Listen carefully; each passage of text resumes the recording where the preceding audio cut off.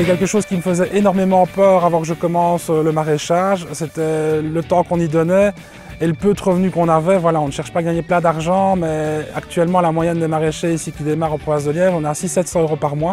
Net, vous vous rendez bien compte que c'est un peu juste quand on a des charges de famille, un loyer à payer, une voiture. On me dit souvent que j'ai pris des risques en lançant ce projet. Pour moi, les gens qui prennent de vrais risques actuellement, c'est les gens qui traversent les océans avec leurs enfants sur des canots de sauvetage et qui risquent leur vie. Nous sommes face à des gros enjeux environnementaux, alimentaires, etc.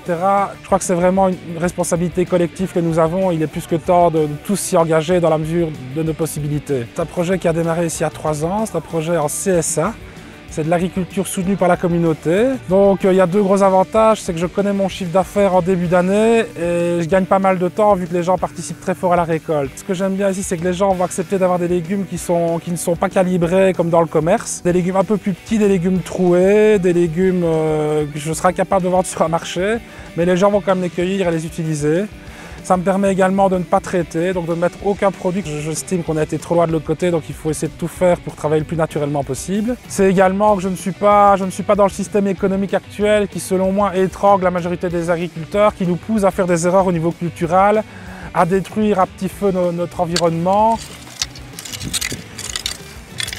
Notre métier est considéré comme un hobby. On n'est pas reconnu au niveau des stats ici en Wallonie, alors que c'est le seul métier en agriculture. Il y a des jeunes qui se réinstallent et on n'a pas accès aux aides européennes parce qu'on est sur des trop petites surfaces, on n'a pas assez de chiffre d'affaires au début.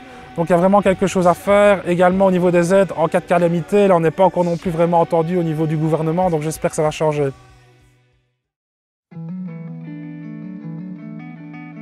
Moi, dans les solutions que je vois pour les agriculteurs qui se lancent, pour moi, il n'y en a pas 10 000. Soit on arrive à augmenter les prix unitaires des légumes. Je remarque instinctivement que par rapport au temps de travail, ce que gagnent mes collègues, on pourrait faire facilement x2 pour les gens qui travaillent sur petite surface.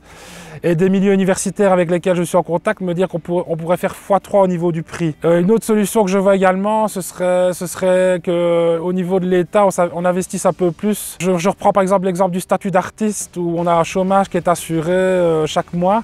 Pourquoi ne pas créer un statut de jeune agriculteur où on aurait une assurance d'avoir un revenu fixe? Il y a également tout ce qui est régie agricole communale dont on parle beaucoup ici avec la ceinture alimentaire liégeoise. Ce serait une commune qui prendrait à charge le matériel agricole et qui salarierait par exemple des maraîchers communaux, comme on salarie des ouvriers communaux à faire certains travaux. Moi je vois 2 gros avantages à ça, c'est d'avoir un salaire décent enfin pour des gens qui travaillent la terre, et également de pouvoir alimenter les collectivités d'une ville. Mais mon rêve pour les maraîchers, les agriculteurs en général, c'est qu'on puisse faire notre travail dans de bonnes conditions et qu'on arrête de nous considérer comme la dernière roue du carrosse. On fait un métier qui est très important, que ce soit au niveau social pour un quartier, que ce soit au niveau du paysage que vous voyez ici derrière. Donc je pense qu'il est vraiment temps de valoriser beaucoup plus ces métiers par tous les moyens. Et je suis sûr qu'avec une aide politique, avec une majorité de citoyens qui nous suivent, des gens motivés, une éducation intelligente vis-à-vis des enfants, on peut y arriver.